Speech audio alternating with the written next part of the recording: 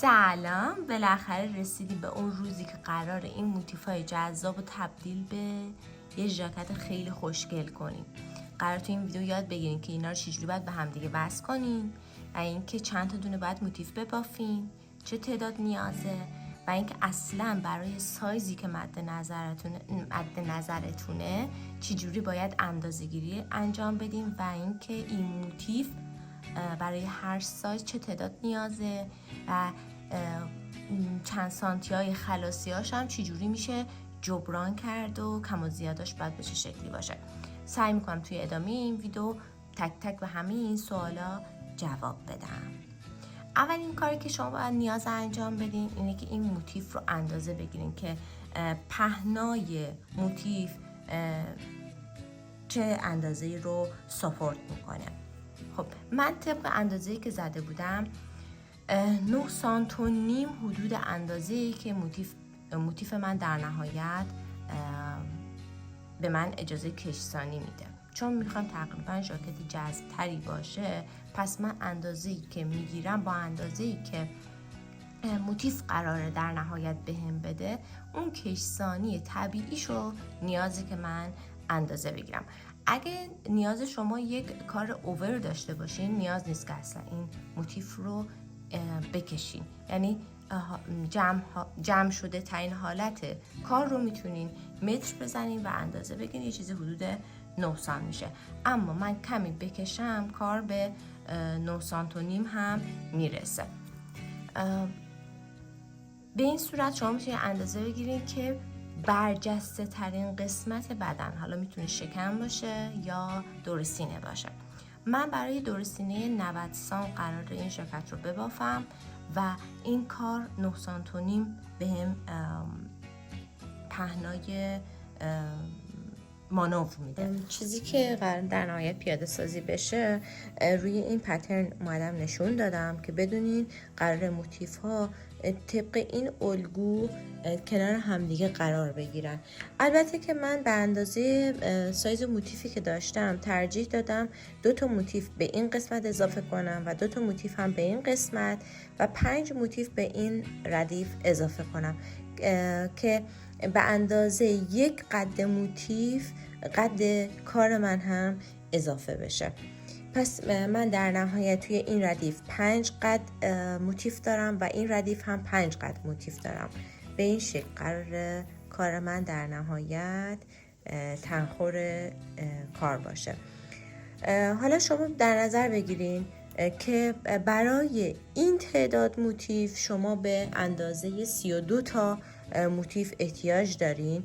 2 تا موتیف نیمه نیاز دارین که نیمه کار میشه این و موتیف کامل هم به اندازه 32 عدد نمونه کاملش رو احتیاج دارین.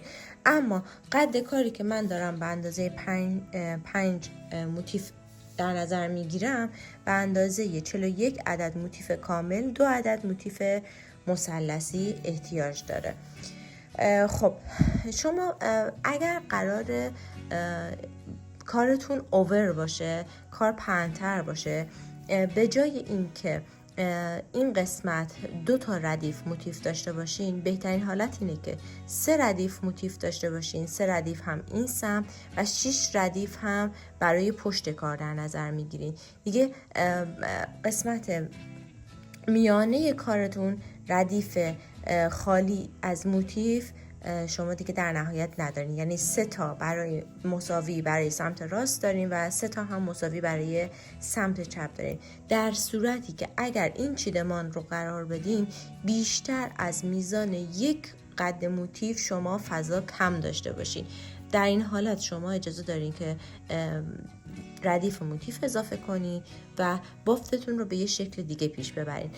اما اگر قد پهنای کارتون، یعنی به اندازه دور سینه کارتون یا دور شکم کار کمتر از قد یک موتیف فضا کم آوردین، بهترین حالت اینه که زمانی که قراره شما روی دکمه خور فضا بذارین بیشتر از 2 تا 3 سانت این فضا رو در نظر بگیرین که اگر باز هم این مشکل برطرف نشد میتونین به پهلوی کار به اندازه 1 رج یک رج از پهلو به این سمت اضافه کنی و یک رج هم به این سمت اضافه کنی، خانه‌خواه 2 سانت این سمت اضافه میشه و 2 سانت این سمت.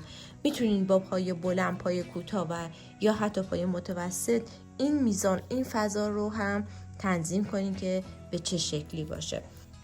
اما مدلی که برای این بافت در نظر گرفتم، مدل وصلی که براش در نظر گرفتم، مدل بافت شلال هست، چون بهترین حالت برای موتیف هایی که تمام بافت هست کادرش مدل شلاله. سوزن، پایه یا هر چیز دیگه ای، مدل وصل دیگه ای زیاد جذابیت بصری ایجاد نمیکنه توی این مدل و قشنگی این کار به اینه که حالت زنجیروار و منظم این وصل اجرا بشه.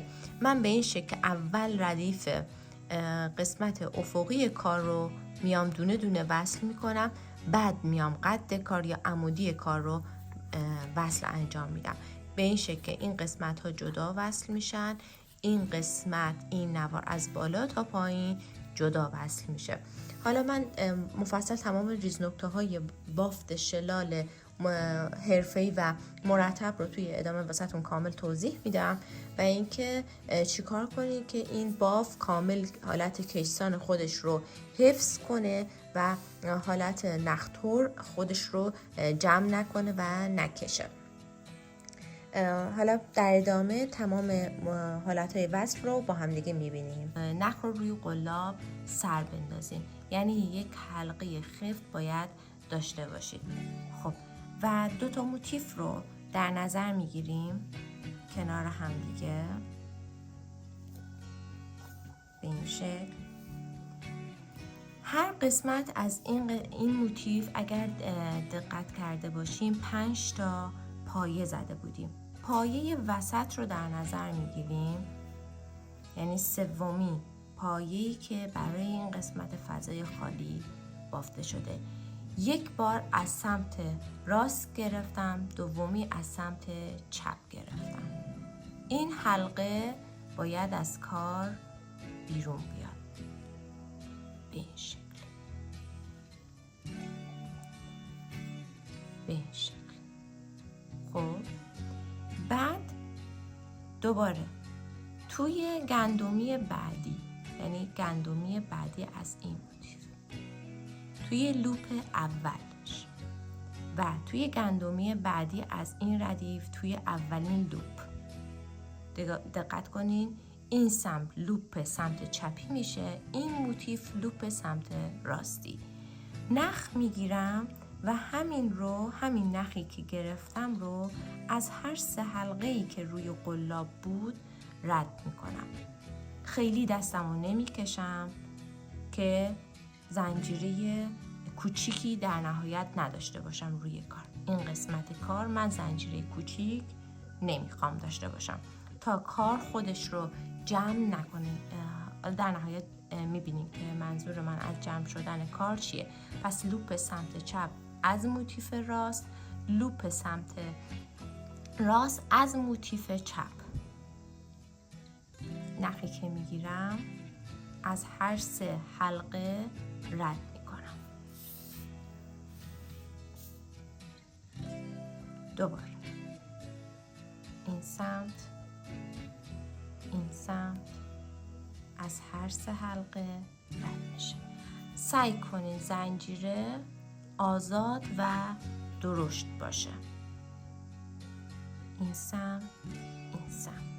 خب به این شکل شما سعی کنین نحوه وصلتون باید به این شکل باشه که به این وصل میگن وصل شلال. این کار رو باید وصل کنین تا به این قسمت برسیم به 3مین پایه از این قسمت وسطی که 5 تایی بود، 3می و 3می، یعنی باید برسه به وسط کار.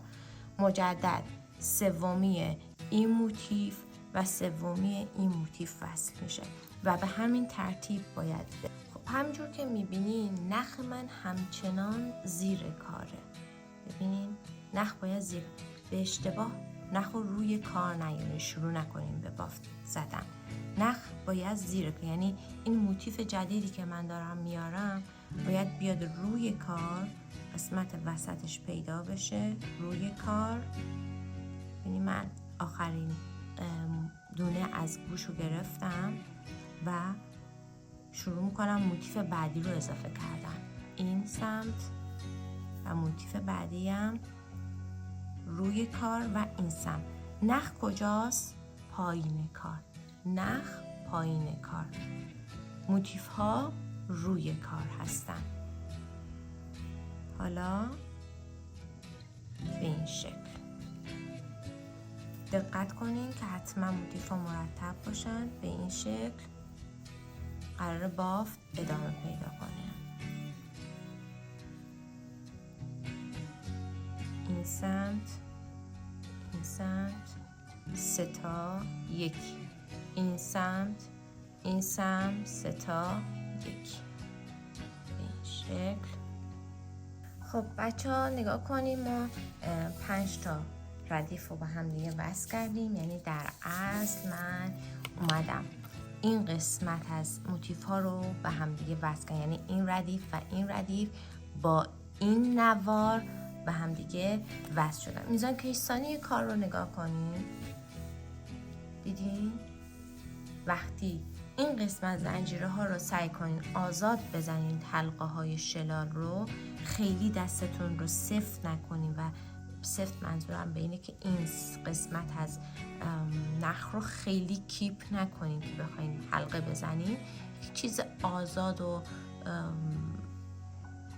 رهایی باش. نگاه کنین خیلی قلاب توش رها، خیلی آزاده.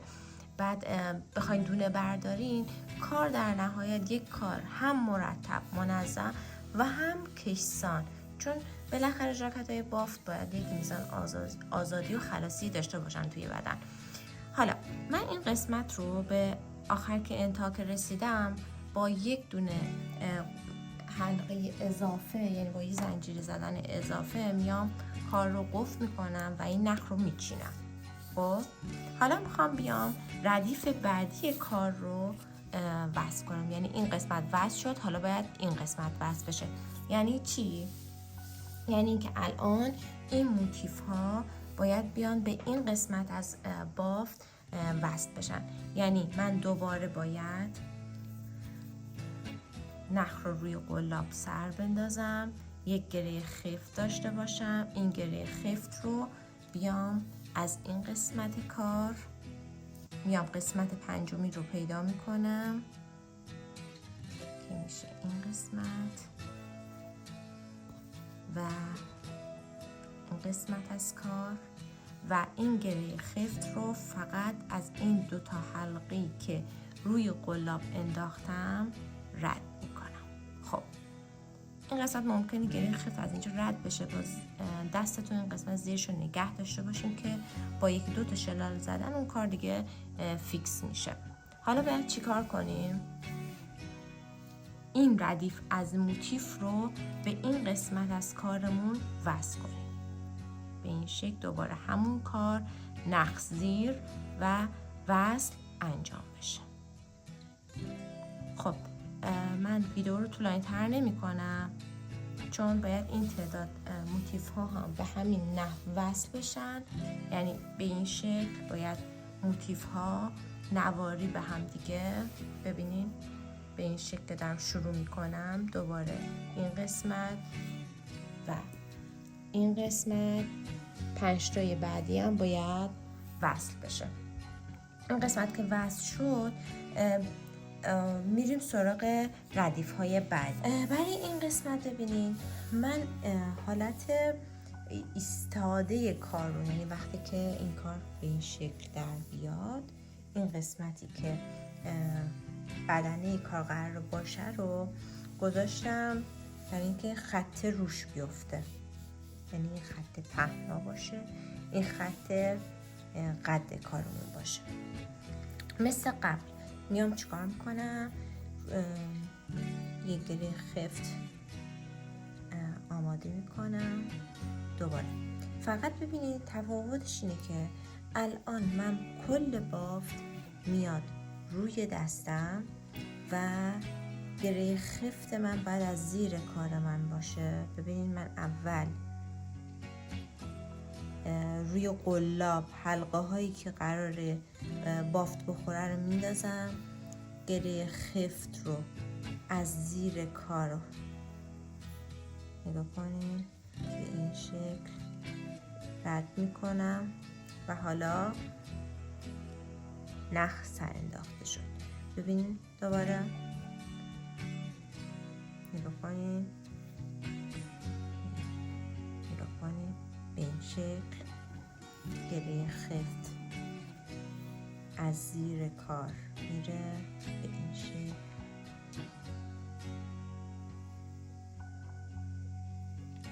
و از این دوتا حلقه میاد بیرون. خب و حالا نگاه کنید به این شکل بافت رو دستتون میگیریم،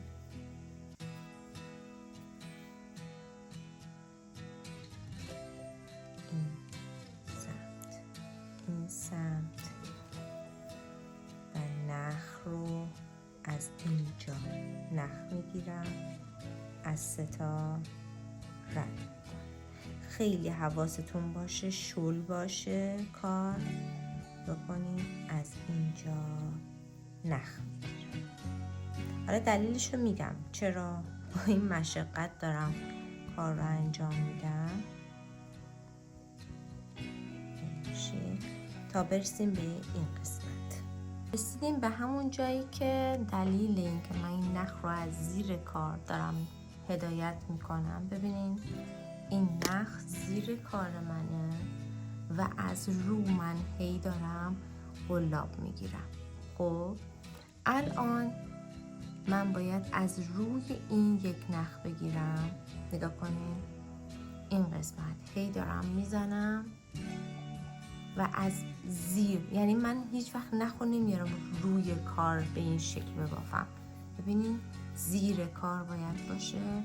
خیلی بافت رو مرتب توی دستم نگه میدارم و به همین ترتیب ادامه میدم. حالا از این قسمت ببینید قلاب رو زیر شلالی که این قسمت بافته بودم میبرم برای اینکه به علاوه شکل بگیره. این نخ رو از روش رد میکنم و حالا میام از موتیف بعدی از لوپ چپ و راست موتیف بعدی حلقه میگیرم که شلال بعدی رو ببافم. یه ذره ممکنه اذیت بشین ولی کار بی نهایت تمیز و یه دست در میاد.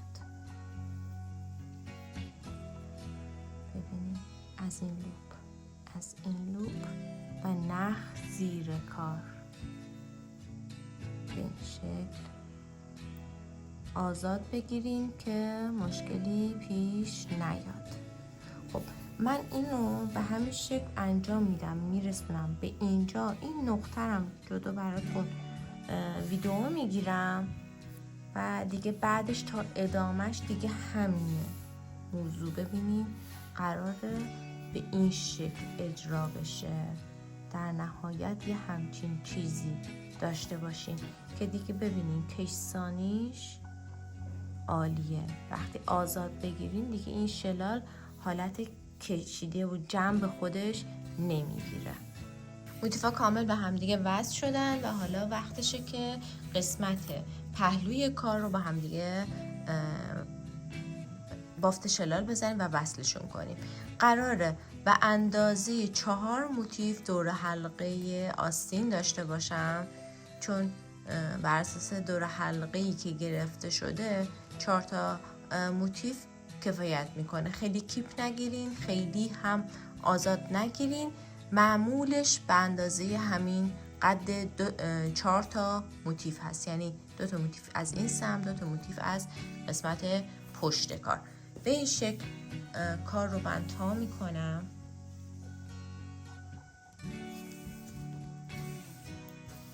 و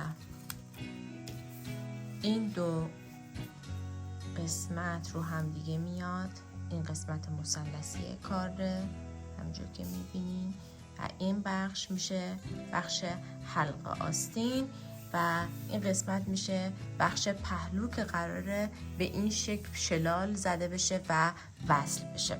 من گفتم اگر شما نیازه که 1-2 سانتی رو این قسمت جبران کنین، همینجا وقتشه که شما از این نقطه تا این نقطه رو بافت پای کوتاه یا شلال یا هر چیزی که به اندازه کم و کسری سایز شما نیازه این قسمت بزنین که روی درز کار بیفته به این شکل اینجا. خب من الان این قسمت رو ترجیح میدم که 1 نیم پایه اینجا 1 نیم پایه این رج بزنم و وصل انجام بدم و دوباره بهتون نشون بدم. خب حتما توجه کنین که بافتتون به سمت خودتون باشه، روی کار باشه. از قسمت گوشه کار من بافت رو شروع میکنم. با بافت نیم پایه میخوام انجام بدم کار رو.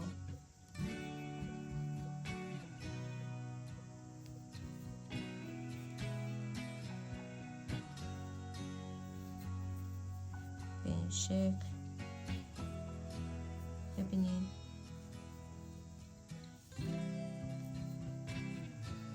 نیم سانت این سمت اضافه میشه الان و نیم سانت هم قسمت پهلوی دیگه که در مجموع حدود 1 سانت با شلال 1 سانت و نیم به کار من از 1 سمت پهلو اضافه میشه.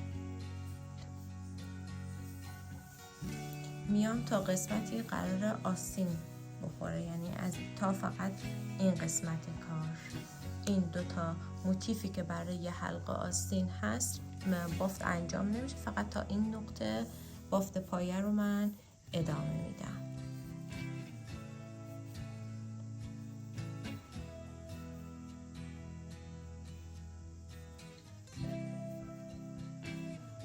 خب یک قسمت شلال داشتم. به این قسمت باید توجه کنین که بافتتون رو جوری انجام بدین که درز نیفته. بافت 1 دستی رو داشته باشین. یکی رو از تو شلال میتونم رد کنم.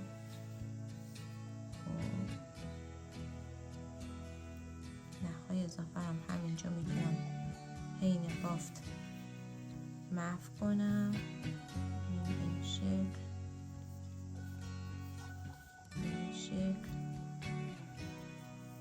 این قسمتی که یک نوار پای متوسط این ور اضافه کردم، پای متوسط این سم اضافه کردم. میخوام الان با هم ببینیم که اصلا کلن چقدر به کار من اضافه شد.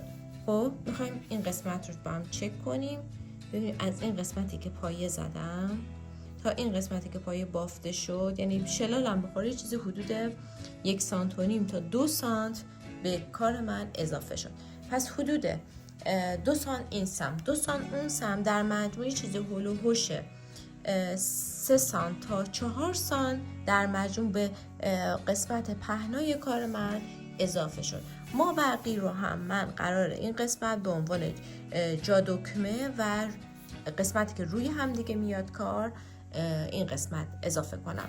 پس دیگه به اندازه دور سینه‌ای که گرفته بودم بافت دارم، کافیه. پس برای من شما کمبودهایی که زیر یک قد موتیف هست رو شما میتونید به این روش جبران کنین، ولی اگر بیشتر از میزان قد یک موتیفه دیگه باید با همون روشی که اول ویدیو توضیح داده بودم با اون روش کسری قد خودتون رو جبران کنید، کسری پهنای کار خودتون رو جبران کنید. قد کار رو هم تا هر جا که دلتون بخواد میتونید موتیف اضافه کنین و اصلا هیچ محدودیتی در این زمینه نداریم.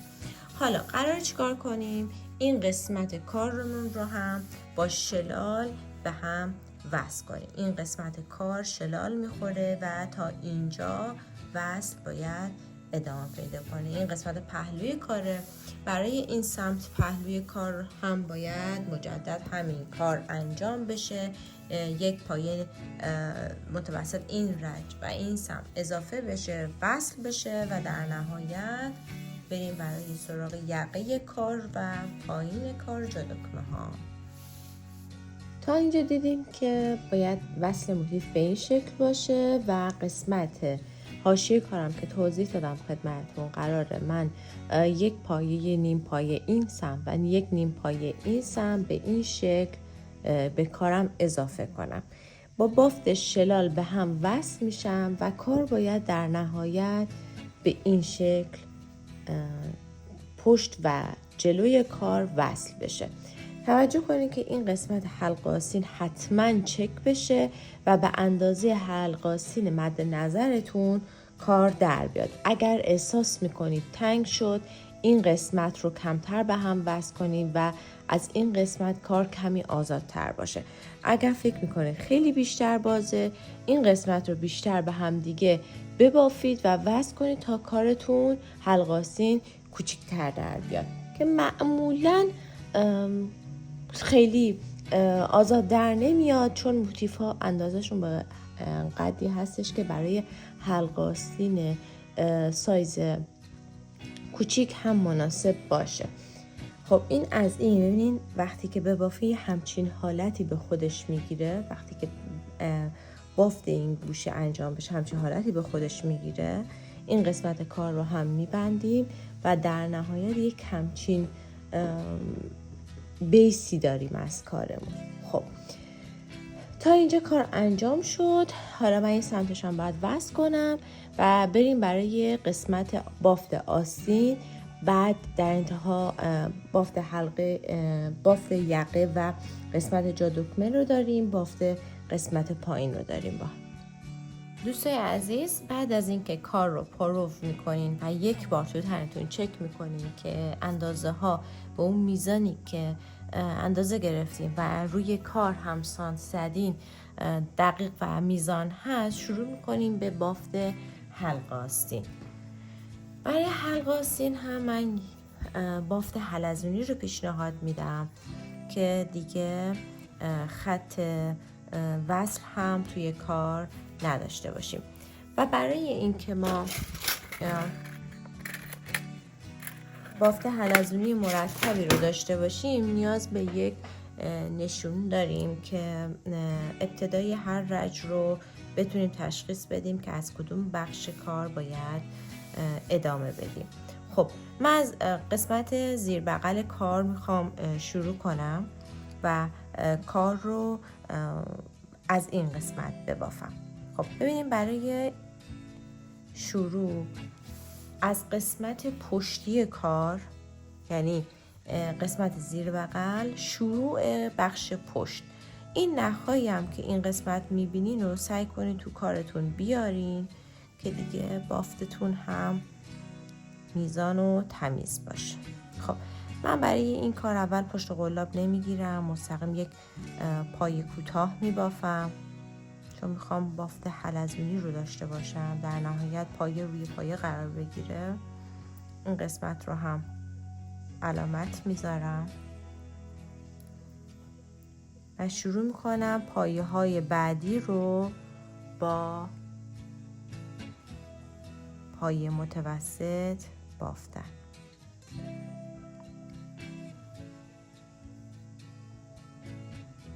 به این شکل.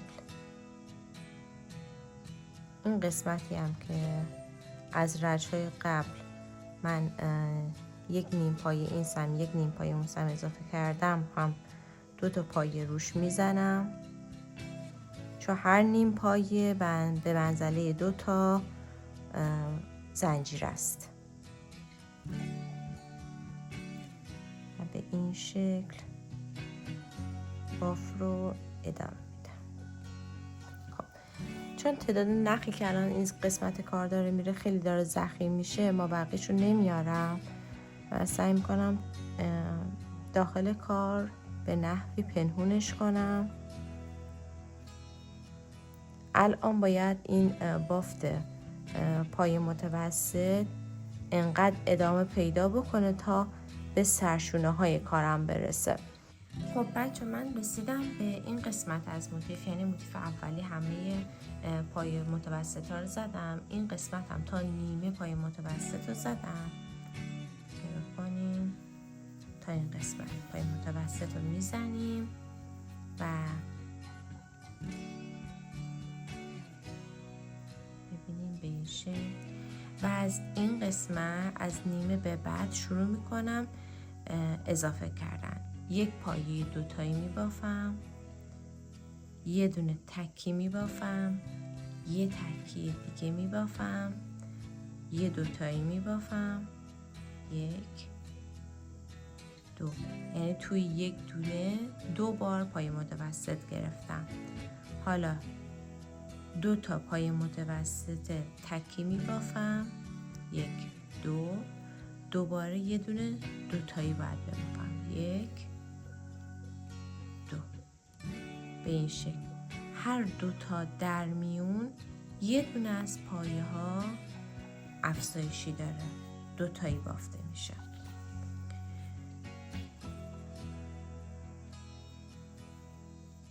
پس چی شد؟ از نگاه کنیم موتیف اول کامل بافته میشه. از این موتیفی که روی سرشونه قرار میگیرین، 2 تا موتیف روی سرشونه، از نیمه این موتیف تا نیمه این موتیف رو من میخوام افزایش بدم بافت رو. هر 2 تا پایه در میون پایه ها افزایش پیدا میکنه و در نهایت باید بافت من تعداد دونه ها شمرده بشه که برای آستین سمت دیگه اختلاف اندازه نداشته باشیم. حتما تعداد دونه های این سمت آستین و سمت دیگه آستین باید به یک میزان باشه. به این نکته توجه کنین تا کار تمیز و یک دستی در نهایت داشته باشید.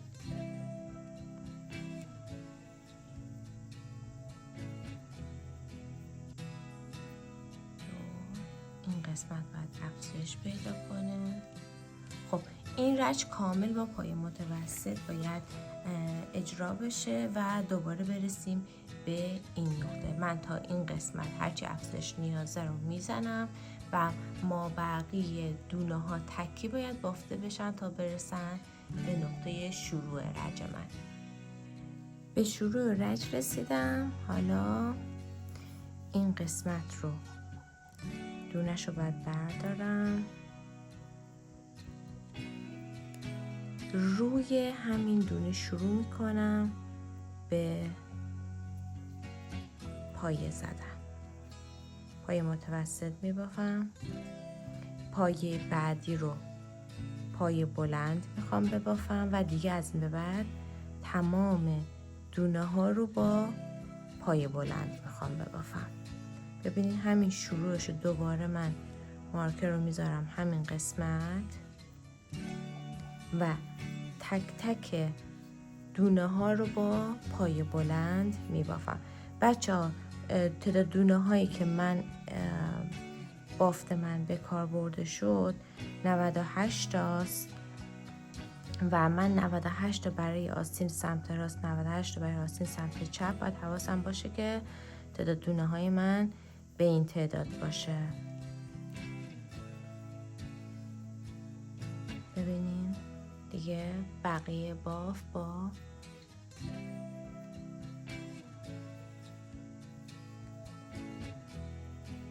پای بلند اجرا میشه.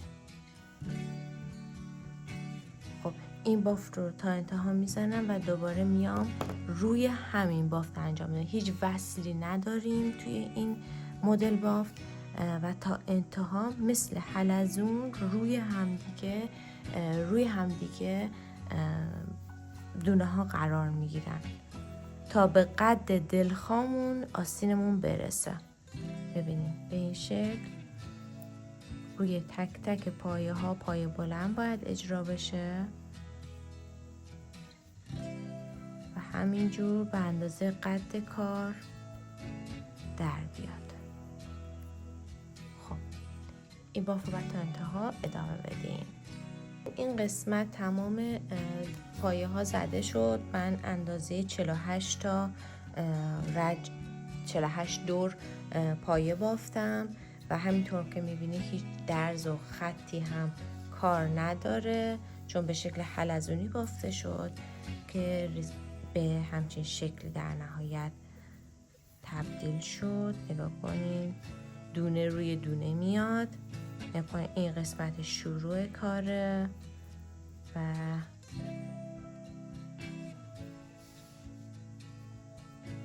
به این شکل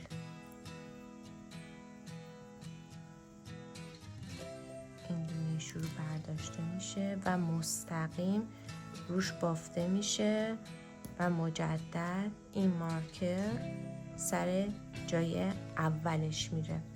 خب من کم کم میخوام این آستین رو ببندم. 48 دوری که میخواستم کامل شد و حالا میخوام دور رو تموم کنم. شروع میکنم پایه ها رو کوتاه کردن به این شکل که الان یواش یواش با پایه متوسط کارم رو یک رج ادامه میدم.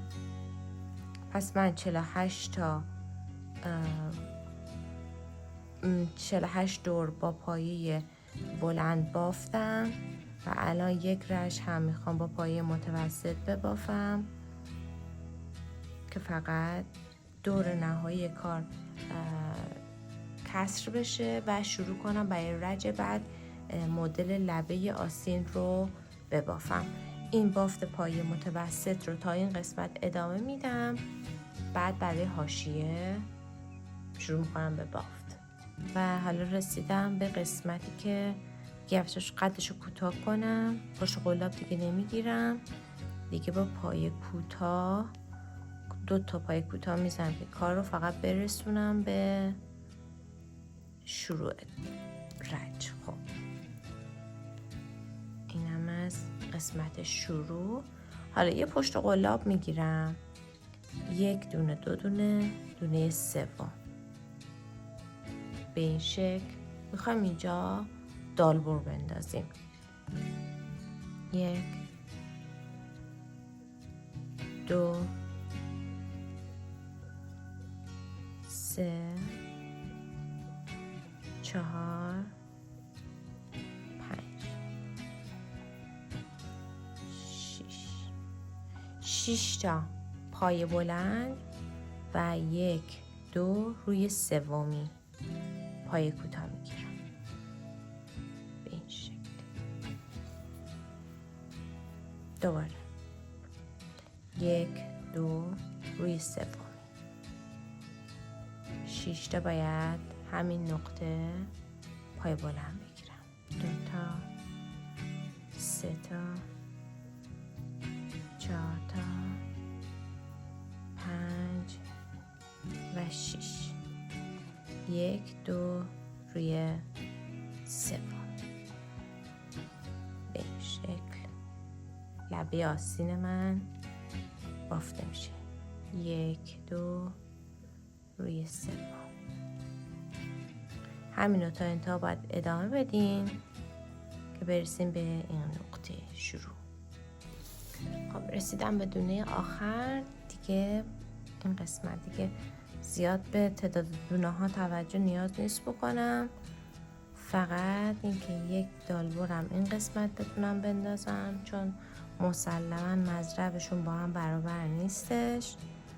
4 5 و 6.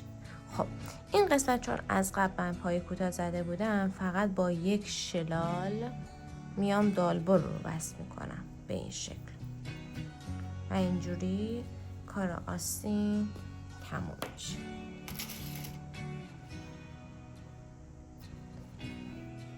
ببینید به این شکل کار آستین تموم شد بدون اینکه خطی درزی چیزی داشته باشه.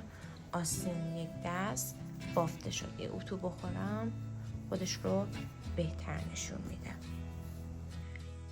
خب دخترها قسمت آستینا بافته شد. این 2 تا آستین بافته شد به این شکل. تقریبا دیگه داره ژاکتمون شکل کامل خودش رو میگیره. من لبه پایین کار رو میخوام با پایه بلند به صورت چند رشت ساده ببافم، بعد میام برای بخش یقه کار. خب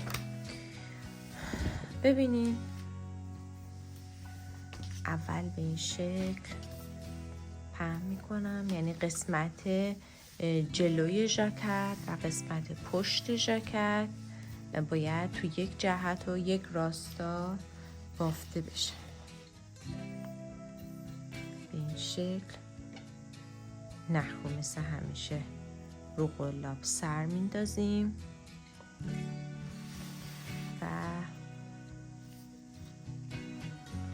از این نقطه شروع میکنیم از سومین پایه گوشه کار به پایه زدن. به این شکل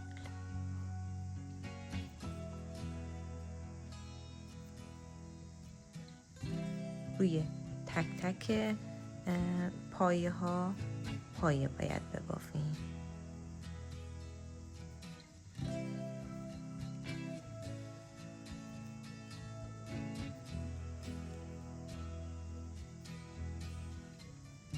به این شکل من 2-3 رچ این کار رو ادامه میدم، تکرار میکنم و ترجیحاً همه رو چون میخوام حالت روی کار باشه، بذاری من واضح تر نشون بدم.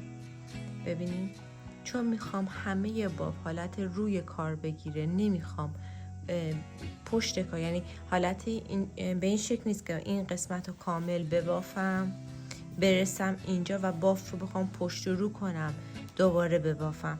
این قسمت که رسیدم نخو میچینم و دوباره این نقطه نخ سر میندازم، یعنی کاری میخوام بکنم که تمام رچ ها تمام بافت ها به سمت روی کار باشه. خب من برای قسمت لبه پایینی کار ترجیح دادم 3 رچ ببافم. وقتی همه از رو بافته شد ببینید کار تمیز و یه دست میشه، ولی اگه از پشت میبافتیم یه همچین چیزی ما بین رچ ها داشتیم که زیاد جذاب نمیشد کار. خب فعلا من 3 رچ رو بافتم و حالا میایم برای قسمت یقه و جای دکمه کار که دیگه یواش یواش کارمون تموم بشه. خب برای این قسمت من بافت رو از رو میگیرم. به این نکته توجه کنید که من بافتتون رو باشه، از یه جهت دیگه نبافین. نخ رو سر میندازم و شروع بکنم بباف.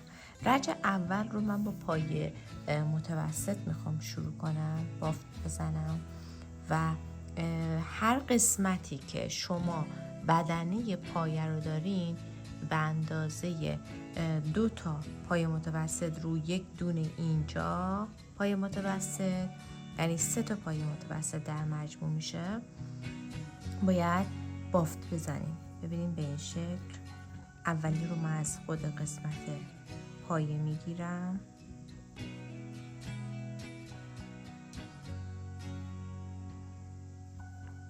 چون بافت پایه متوسطه و 2 تای دیگه از داخل پایه،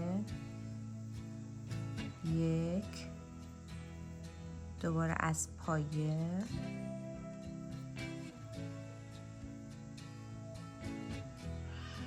2.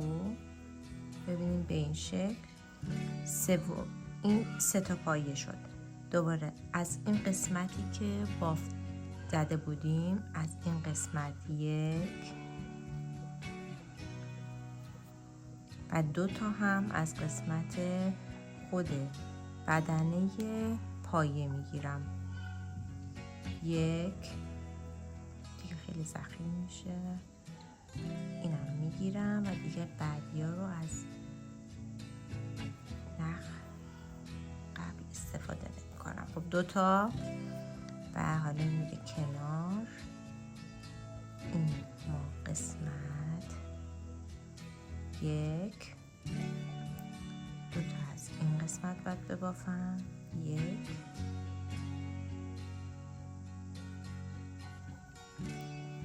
2. دیدین اینجا کار دیگه راحت میشه. دیگه روی هر گندمی شما کافی یه دونه پایه متوسط ببافین تا این رج کامل بافته بشه. ببینید این رج رو باید قشنگ همه اینا پایه متوسط بافته بشن و این قسمت هم هر پایه‌ای که داشتین دقیقا مثل همون چیزی که اول این رج توضیح دادم، یک دونه اینجا پایه میخوره، 2 تا اینجا، یک دونه اینجا، 2 تا اینجا، به همین ترتیب میریم. یه دونه هم این قسمت میخوره و به همین ترتیب این کار ادامه پیدا میکنه تا یک دور کامل پایه متوسط کار زده بشه. خب این قسمت هم یک دور از رو بافتم، نخود چیدم، چون دوباره میخوام از این قسمت سر بندازم و یک رج دوباره به این قسمت ها اضافه کنم. خب من ترجیحم اینه که دکمه خور لباس من 2-3 سانتی این قسمت و 2-3 سانتی این قسمت اضافه بشه. پس باید چیکار کنم؟ اول 2-3 سانتی رو میبافم، 2-3 سانتی که قرار به این قسمت اضافه بشه رو میبافم، به این قسمت هم قرار اضافه بشه میبافم، بعد میام حاشیه نهایی کارم رو میبافم.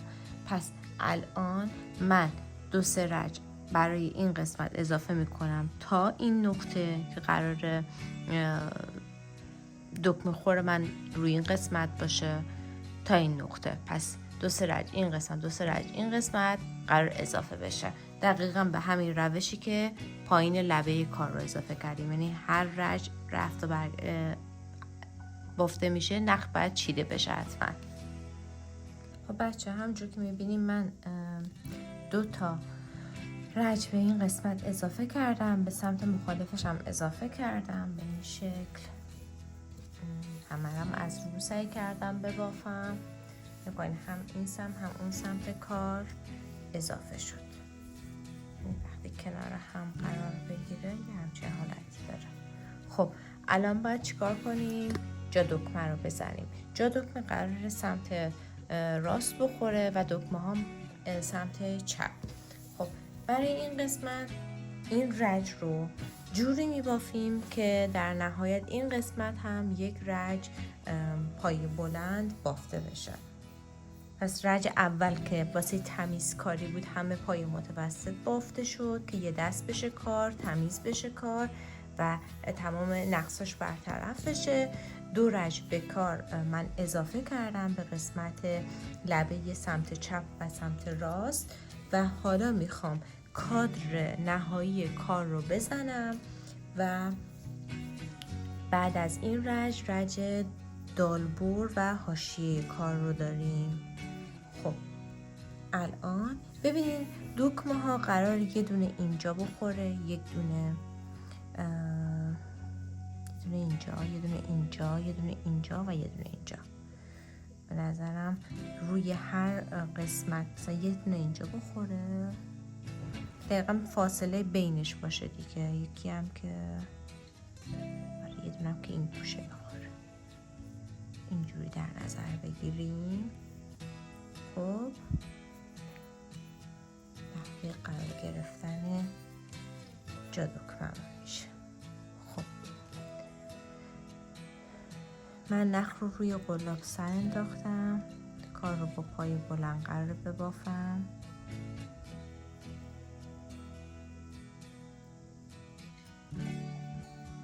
خب به این شکل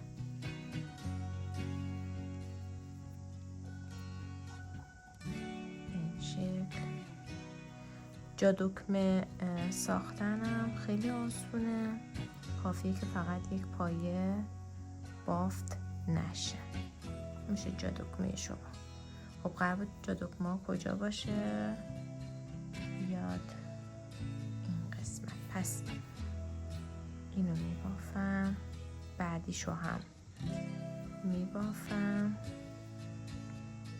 و این میشه جا دکمه من.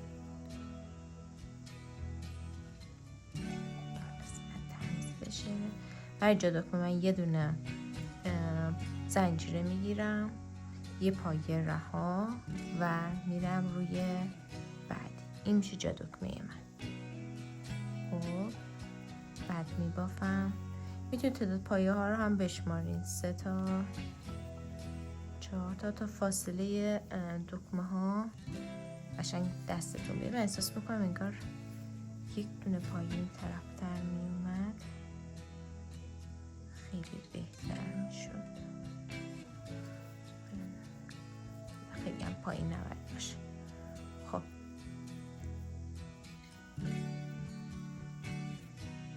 این رجل هم باید به همین شکل بافته بشه. پس برای جا دکمه چیکار کردیم؟ یه دونه زنجیره زدم، یک پایه از پایین رها شد، رو پایه بعدی یه فضای خالی ایجاد کردم که با این کار جا دکمه من درست میشه. اگه میخواید دکمه ها خیلی نزدیک به هم باشه میتونید فاصله مابین اینم یک دکمه این قسمت بزنید که بافت خیلی فاصله دار و باز نشه. احساس میکنم 4 تا دکمه بخوره کافیه واسه این قد کار.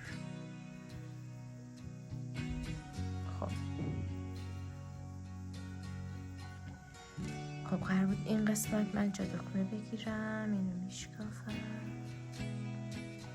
این نقطه، پس یه زنجیره یه پایه میشه جا دکمه من به این شکل. خب برای اینکه جا دکمه دقیق باشه این تعداد پایه ها رو میشمارم، همین تعداد پایه این قسمت میزنم و دوباره جا دکمه میزنم تا به این نقطه برسه. خب جا دکمه آخرم این قسمت قرار گرفت و دقیقاً جای خوبی انتخاب کرده بودیم. خب فاصله جا دکمه من به اندازه 18 تا پایه شد، 4 تا دکمه قرار بخوره و حالا قرار من بیام این قسمت کار 2 تا پایه اضافه میزنم این قسمت که ببینم هلال کار من به کجا میرسه. خب هنوز جا داره یکی دیگه هم اضافه کنم. 3 تا پس اضافه شد و حالا روی این 2 تا میبافم. 2 تا پای بلند میبافم، یکی تو فضا خالی، 2 تا روی بافت.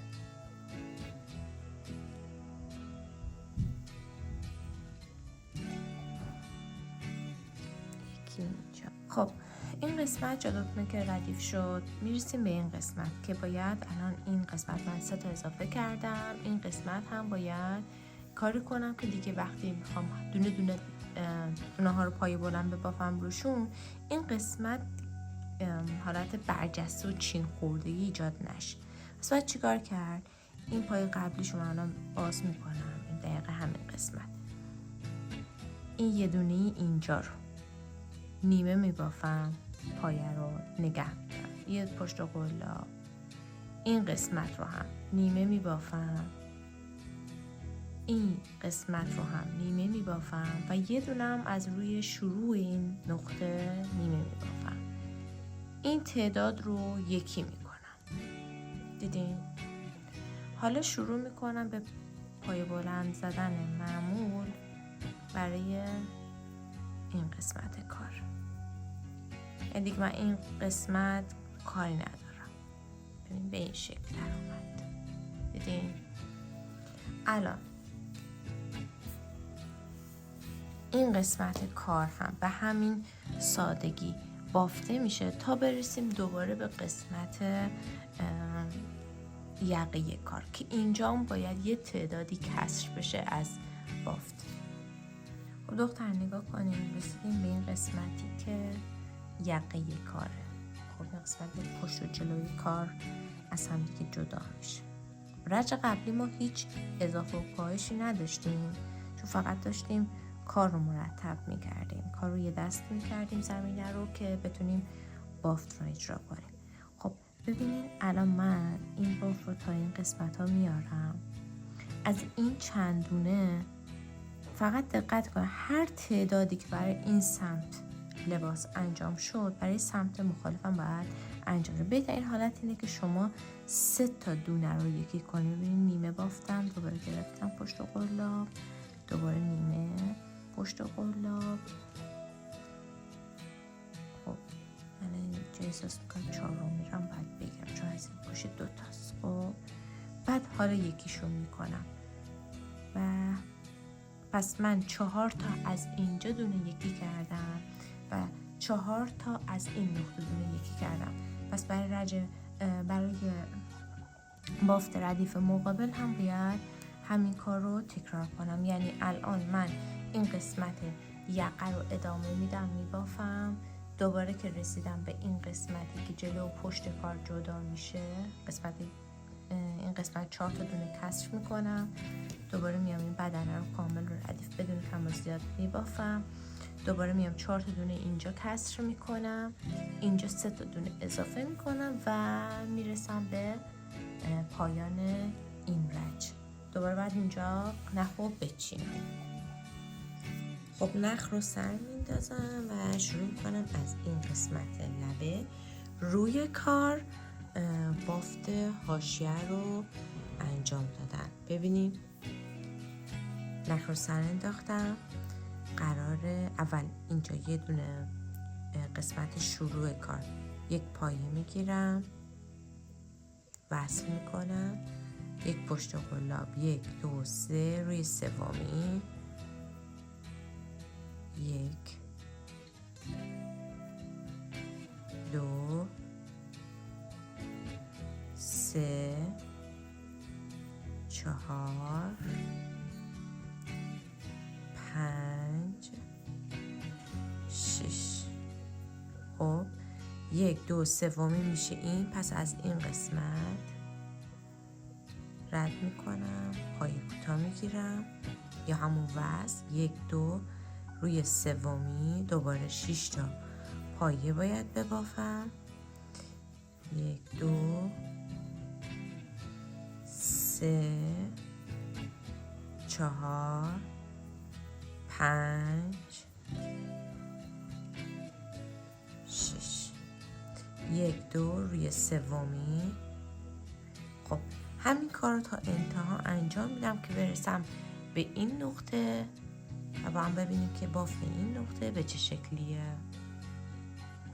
خب من برای قسمت لبه کار به این نقطه رسیدم.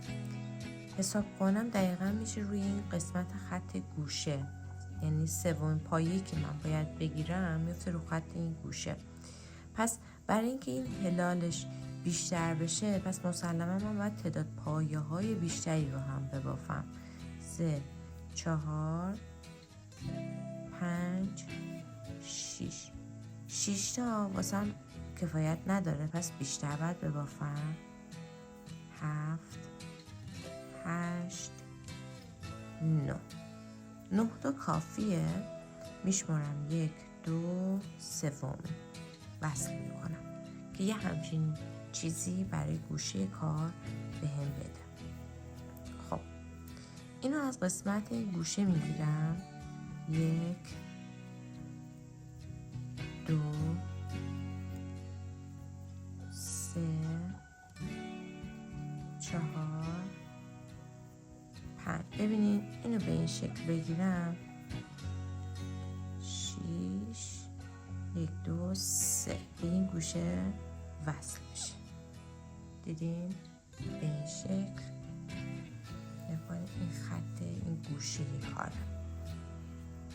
خب و حالا 6 تای بعدی به ترتیب همون 2 تا پایه نمی بافیم، پایه سومش 6 تا داخل گندمی باید پایه بلند ببافیم،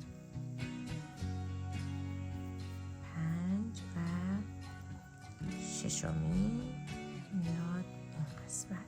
بچه این کار رو عملا برای سمت بعدی بافتتون هم باید تکرار کنید. بعد برای این قسمت که رسیدین، قسمت سرشون، این قسمتی که کم کرده بودین هم همینه. باز دوباره بهتون نشون میدم.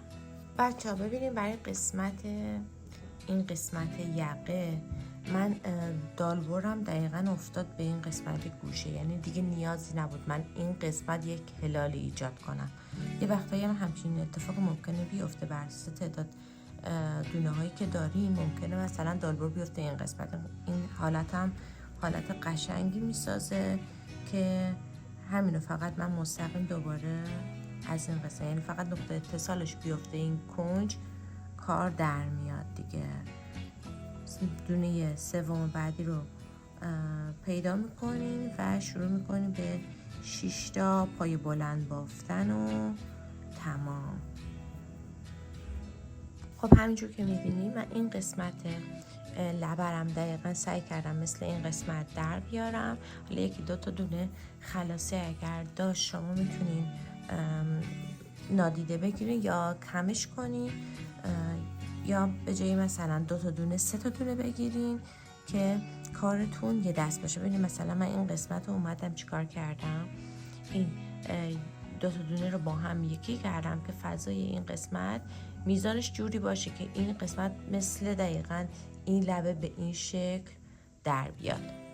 خب این دیگه کاملا دست خودتونه و حالا فقط کافیه که این لبه سمت راستی رو با لبه سمت چپی با هم دیگه میزان در بیاریم. رسیدیم به لبه پایینی کار و عملا دیگه کار تموم شده. اما خب من برای اینکه این قسمت لبه پایین کار یه ایستایی خوبی هم داشته باشه، میام تمام این قسمت رو با پای کوتاه یک بست خوب میدم تا کار محکم‌تر وایسه، یه دست‌تر وایسه و ایستایی خوبی داشته باشه کار در نهایت.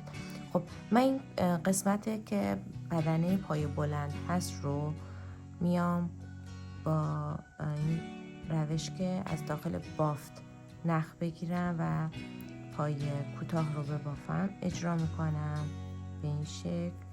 همین نخ‌ها پنهون میشن، همین که کار مقاومت بهتری پیدا میکنه. ببینیم به این روش که یک دونه از این قسمت و 2 دونه از این قسمت روی پایه میگیرم. ببینید از داخل پایه رد میکنم کارو به این شکل.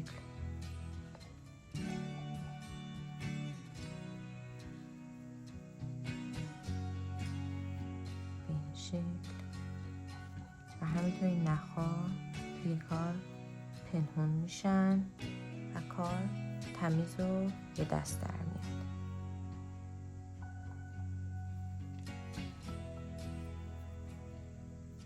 این حالت